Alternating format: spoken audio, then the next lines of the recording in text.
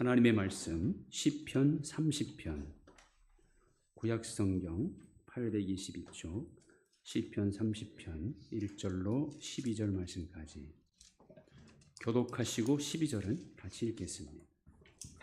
여호와여, 내가 주를 높일 것은 주께서 나를 끌어내사 내 원수로 하여금 나로 말미암아 기뻐하지 못하게 하심이니이다. 여호와 내 하나님이여, 내가 주께 부르짖음에 나를 붙이셨나이다.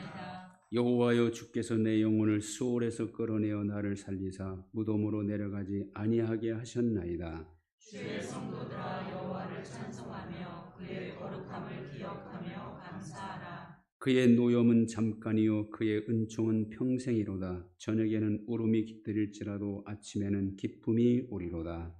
내가 형통할 때 말하기를 영원히 흔들리지 아니하리라 하였도다. 여호와여, 주의 은혜로 나를 산같이 굳게 세우셨더니 주의 얼굴을 가리심에 내가 근심하였나이다. 여호와여, 내가 주께 부르짖고 여호와께 간구하기를 내가 무덤에 내려갈 때에 나의 피가 무슨 유익이 있으리요? 진토가 어떻게 주를 찬송하며 주의 진리를 선포하리이까? 여호와여, 들으시고 내게 은혜를 베푸소서. 여호와여, 나를 돕는 자가 되소서 하였나이다. 주께서 나의 슬픔이 변하여 내게 춤이 되게 하시며 나의 베옷을 벗기고 기쁨으로 띄우셨나이다. 이는 잠잠하지 아니하고 내 영광으로 주를 찬송하게 하심이니 여호와 나의 하나님이여, 내가 주께 영원히 감사하리이다. 아멘. 미켈란젤로의 스승은 보톨도 지오바니라라는 사람입니다. 미켈란젤로가 14살 되었을 때 이 스승의 문화상이 되게 찾아갔는데, 이 스승은 미켈란젤로의 비범한 재능을 보고 그에게 묻습니다. 너는 위대한 조각가가 되기 위해서 무엇이 제일 필요하다고 생각하느냐? 그러자 미켈란젤로는 겸손하게 저의 재능과 기술을 아직 더 닦아야 하는 노력이 필요하다고 생각합니다. 그러자 스승은 내 재능과 기술을 무엇을 위해 쓸 것인가를 먼저 분명하게 결정하는 것이 좋다라고 말하면서 두 곳을 데려갑니다. 한 곳은 술집입니다. 거기에는 아름다운 조각상이 있었습니다. 그리고 또 다른 곳으로 데려갔는데 그것은 바로 웅장한 교회로 데려갑니다. 그곳에도 아름다운 조각상이 있었습니다. 스승이 묻습니다. 너는 이 아름다운 천사 조각상이 마음에 드느냐, 아니면 술집에 있는 조각상이 마음에 드느냐? 똑같은 조각이지만 하나는 하나님의 영광을 위하여, 또 하나는 술 마시는 쾌락을 위하여 세워졌단다. 너는 네 기술과 재능을 무엇을 위해 쓰기 원하느냐 물어보자 미켈란젤로는 3번이나 이렇게 확고하게 대답했다고 합니다. 하나님을 위하여, 하나님을 위하여, 하나님을 위하여 쓰겠습니다. 미켈란젤로의 작품 자체도 훌륭하지만 모든 작품이 하나님을 위하여 만든 작품이기에 그의 작품은 더 귀하고 훌륭하게 우리가 평가하는 것이죠. 누구나 똑같이 한 번의 일생을 살다 갑니다. 그러나 그 일생을 무엇을 위해 살았는가? 거기에 진정한 인생의 가치가 있는 것이죠. 얼마나 많은 것을 소유했고 얼마나 많이 누렸는가? 그것들은 결국에는 아무것도 남기지 못합니다. 인생의 최종 결산자이신 하나님 앞에서 그런 것들은 소용이 없게 되죠. 이것은 예수님이 비유로 말씀해 주고 계십니다. 어떤 사람의 소출이 풍성하여 곡간을 더 크게 짓고 거기 곡식과 물건을 잔뜩 쌓아둡니다. 그리고 생각하기를 내 영혼아, 이제 많은 물건을 쌓아두었으니 이제부터는 평안히 먹고 쉬고 마시고 즐거워하자. 많은 사람들이 부러워하는 사람이 된 겁니다. 오늘날 이렇게 되기 위해서 얼마나 많은 사람들이 동분서주하며 뛰어다니고 있습니까? 부자 되기 위해서. 그래서 부자 된 사람들은 맛있는 것, 즐거운 것을 찾아 세계 방방곡곡을 다니기도 하지요. 지금 이 시대는 돈이 많으면 편리하고 최고의 대우를 받는 그런 시대입니다. 만약에 우리의 인생이 여기서 끝이라면 지금 이 부자는 최고로 행복한 사람일 수 있습니다. 돈 없는 사람이 가장 불행한 사람일 수밖에 없습니다. 그리고 우리의 삶이 여기서 끝이라면 특별히 예수 믿는 우리야말로 가장 불쌍한 사람이라고 사도 바울은 평가하고 있지요. 그런데 우리는 그 다음에 말씀이 있기에 이 부자를 부러워할 필요가 없습니다. 오히려 이 부자가 불쌍해 보이죠. 예수님께서 계속 말씀합니다. 하나님은 이르시되 어리석은 자여 오늘 밤에 내 영혼을 도로 찾으리니 그러면 네 준비한 것이 누구의 것이 되겠느냐 하셨으니 자기를 위하여 재물을 쌓아두고 하나님께 대하여 부여하지 못한 자가 이와 같으니라. 이 사람은 부자는 부자인데 하나님 보실 때는 어리석은 자일 뿐입니다. 아무리 많이 쌓아놓았다 할지라도 그것은 그의 것이 아니기 때문이죠. 자기 것이 될 수 없는 것을 쌓아놓고 그것을 의지하고 오히려 하나님을 의지하지 않았기에 그는 어리석은 자라는 거예요. 하나님을 향하여 부유한 사람이 되어야 합니다. 세상 것에 부유한 사람은 인생의 결산자이신 하나님 앞에서는 아무것도 가진 것이 없는 가난한 자일 뿐입니다. 믿음이라는 것은 하나님이 나를 위해서 어떤 일을 하셨는가 그것을 내 것으로 받아들이는 거죠. 그러나 받아들이는 단계만 머물러 있는 믿음은 삶의 변화를 주지 못합니다. 이제 나는 이 하나님을 위해서 무엇을 해야 하는가를 적극적으로 실천하며 살아가야 합니다. 그런 믿음이 삶을 변화시키고 살아계신 하나님의 능력을 체험하게 됩니다. 정말 하나님이 나를 위해서 행하신 일을 내 것으로 받아들인 사람은 가만히 있을 수가 없습니다. 어떻게 하게 됩니까? 하나님을 위해서 최선을 다하게 하고 하나님이 기뻐하시는 일을 하게 되고 하나님의 뜻을 이루기 위해서 적극적으로 살게 되는 것이죠. 그래서 진정한 믿음은 가치관을 바꿔주고 삶의 목적을 바꿔주고 삶의 태도와 방법을 바꿔줍니다. 자, 하나님이 하신 일을 받아들이는 것은 선물을 받는 것과 같습니다. 믿음은 하나님의 선물이라는 말이 바로 그런 의미죠. 예수님께서 말씀하십니다. 아버지께서 내게 오게 하지 아니하시면 아무도 내게 올 수 없느니라. 바울도 이런 말을 하죠. 성령으로 아니하고는 누구든지 예수를 주시라 할 수 없느니라.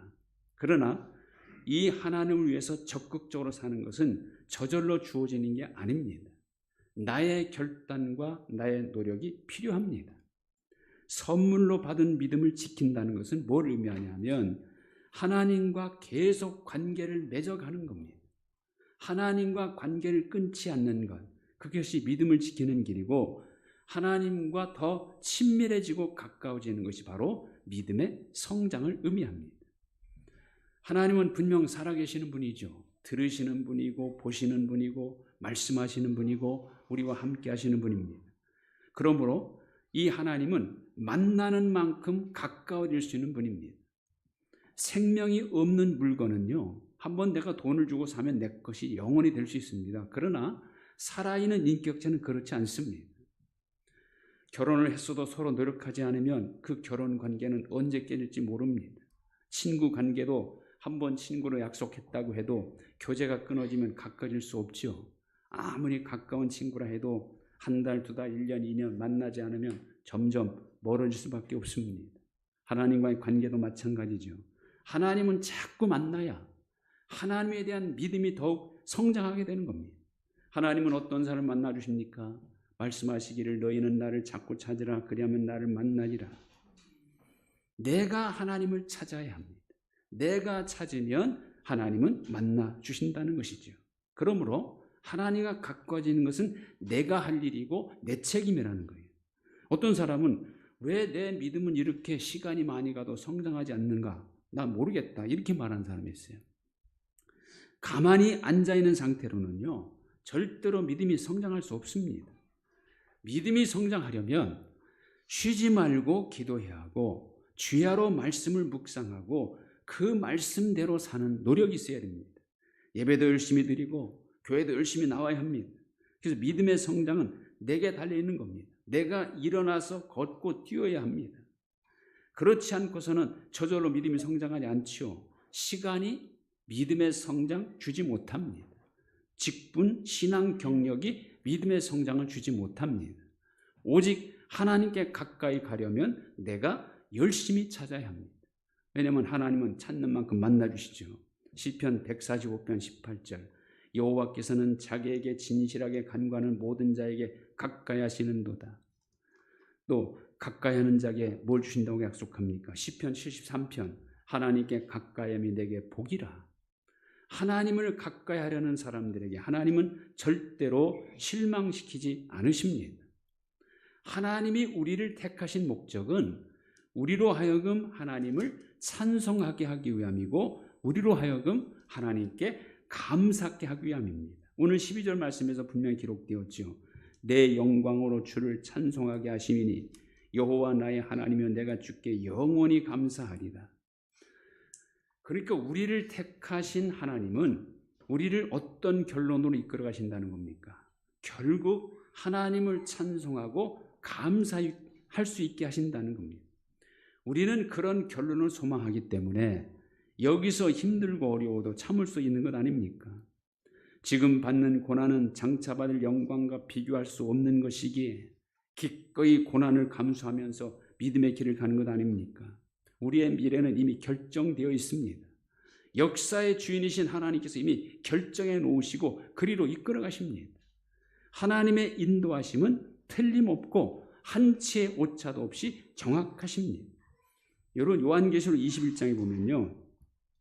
어린 양의 생명책에 이름이 기록된 사람들만이 들어갈 수 있는 새하늘과 새 땅의 모습이 어떤 곳인지 잘 표현하고 있죠. 그곳은 벽옥으로 쌓인 크고 높은 성곽이 둘러싸고 있는 곳입니다. 그런데 그 성곽의 두께가 60m가 넘는 데다가 다이아몬드와 비슷한 보석인 벽옥으로 만들어져 있다고 합니다. 그럼 다이아몬드가 얼마나 강합니까? 그런 것이 60m 두께의 성벽으로 둘러싸여 있답니다. 더욱이 천국의 길은 몽땅 정금으로 되어 있답니다. 그러니까 금은 천국에서는요 그냥 길바닥일 뿐이에요. 하나님은 누구를 위해서 이렇게 아름답고 튼튼하고 가치 있는 집을 준비해 놓으신 겁니까? 바로 우리들이에요. 우리 이름이 어린 양의 생명책에 기록되어 있다면 이 집은 바로 우리 집, 내 집이 되는 겁니다. 중요한 것은 우리의 이름이 생명책에 확실히 기록되어 있느냐 하는 것이죠. 이제 우리의 이름이 지워지지 않게 하고 흐려지지도 않게 해야 합니다. 본래 죄인이었던 우리를 기다리고 있던 것이 무엇이었습니까? 로마서 3장 16절에 보면 파멸과 고생이 그 길에 있어 평강의 길을 알지 못하였고 우리의 길은 파멸과 고생이었다는 거예요. 그러나 사랑의 하나님은 그런 우리를 그냥 두고 보실 수가 없으셨습니다. 그래서 새로운 길을 열어주신 겁니다. 구원의 길, 하나님의 자녀가 되는 길을 열어주십니다. 우리를 파멸로 이끌어가는 죄인의 신분을 완전히 벗겨주신 것이죠. 그것도 아무 대가도 받지 않으시고 공짜 은혜로만이죠. 그러므로 구원받는 것은 은혜로 되는 겁니다. 신분의 변화가 없는 한 누구도 구원받을 수 없습니다. 인간의 운명적인 신분은 죄인이라는 신분입니다. 이 운명을 바꾸지 않으면 망할 수밖에 없습니다. 이 운명을 바꾸려면 노력으로 되는 것이 아니고 지식으로 되는 것이 아닙니다. 다른 방법이 없습니다. 다시 태어나는 것뿐입니다. 새로운 피조물이 되어야 한다는 거죠. 그런데 다시 태어나려면 어떻게 됩니까? 먼저 죽어야 합니다. 죄인인 내가 죽어야 합니다. 어떻게 죽을 수 있습니까? 예수님의 십자가에 못 박는 것이죠. 내 정과 욕심을 십자가에 못 박는 것, 그리고 다시 태어나야 하는데 그것이 바로 믿음으로만 되는 일입니다. 나를 위하여 십자가에 죽으신 예수님을 나의 주님으로 영접함으로 나는 새로운 피조물이 되는 겁니다. 예수님을 주님으로 영접한다는 것은 예수님을 나의 주인으로 인정하고 예수님의 뜻대로 사는 것을 말합니다. 그러므로 진정한 믿음은 내 것은 점점 부인되고 점점 예수님의 것이 드러나게 되는 것이죠. 예수님께서 나를 하나님의 진노의 심판에서 변호해 주시는 겁니다. 여러분, 하나님 앞에 내 것 내놔봐야 다 죄밖에 없기 때문에 심판당할 수밖에 없어요. 그러나 그런 나를 위하여, 내 죄를 위하여 십자가에 피로 죽으신 예수님께서 하나님의 심판대 앞에서 나의 변호사가 되어서 하나님, 내가 저의 죄값을 치렀으니 용서해 달라고 예수님께서 구하실 때 하나님은 그 예수님께서 흘린 피를 보시고 대신 나를 용서하시고 나를 구원해 주시는 겁니다. 자, 오늘 읽은 3절 말씀이 그것을 증거하죠. 여호와여 주께서 내 영혼을 스올에서 끌어내어 나를 살리사 무덤으로 내려가지 아니하게 하셨나이다. 이 은혜로 이제 우리는 성도가 되었습니다. 성도라는 신분은 하나님께서 가장 환영하는 신분입니다. 천국에 들어갈 수 있는 확실한 신분. 그러므로 성도라는 신분을 주신 사실만으로는 어떻게 해야 합니까? 4절 주의 성도들아 여호와를 찬송하며 그의 거룩함을 기억하며 감사하라. 성도라는 신분을 가진 사람은 다 주님 것이고 주님께 소속된 사람입니다. 주님께 소속된 사람은 주님이 영원히 책임지십니다. 그러므로 하나님을 항상 찬송하고 영원히 감사해야 한다는 것이죠. 역사의 주인 되신 하나님은 이런 성도를 향해 어떻게 역사하십니까? 5절 보면 그의 노염은 잠깐이요 그의 은총은 평생이로다. 저녁에는 울음이 깃들일지라도 아침에는 기쁨이 오리로다. 자, 이 하나님은 우리 성도를 위해서 평생 은총으로 인도하시고 반드시 기쁨으로 인도하신다는 겁니다. 이것이 성도들을 향한 하나님의 인도하심의 목적입니다. 그런데 이 길은 노염도 있을 수 있고 울음도 있을 수 있다고 그러죠. 근데 분명한 것은 그것은 잠깐이고 저녁에만 있는 일이랍니다. 결국 하나님은 우리를 계속 노염 가운데 두시지 않고 울음 가운데 두시지 않는다는 거예요. 그런 것들은 잠깐이고 지나가는 과정일 뿐입니다. 계속 은총 가운데 두시고 기쁨 가운데 있게 하는 것이 하나님의 목적이라는 겁니다. 그러므로 성도들은 항상 주님을 찬송하고 계속 감사해야 하는 것이죠. 또 7절 여호와여 주의 은혜로 나를 산같이 굳게 세우셨더니 주의 얼굴을 가리시며 내가 근심하였나이다. 주님께서 우리를 모른 척하시면 우리는 근심에 빠질 수밖에 없습니다. 그러나 그때 하나님을 찾으면 어떻게 해주십니까? 10절 여호와여 들으시고 내게 은혜를 베푸소서. 여호와여 나를 돕는 자가 되소서 하였나이다. 과연 역사의 주인이시고 성도를 사랑하시는 하나님은 부르짖음을 들으시고 어떻게 해주십니까? 11절 주께서 나의 슬픔이 변하여 내게 춤이 되게 하시며 나의 베옷을 벗기고 기쁨으로 띠띠우셨나이다. 이 다윗의 시편을 보면요 참 힘들고 어려운 상황에서 시작을 합니다. 시편의 처음 시작은 분위기가 굉장히 무겁고 절망적이에요. 그러나 그 시편의 끝은 항상 하나님을 찬양하고 감사하는 밝은 분위기로 끝납니다. 어떻게 그 상황을 역전시킵니까? 하나님을 간절히 찾고 부르짖음으로 절망적인 상황이 기쁨의 상황으로 역전되는 겁니다.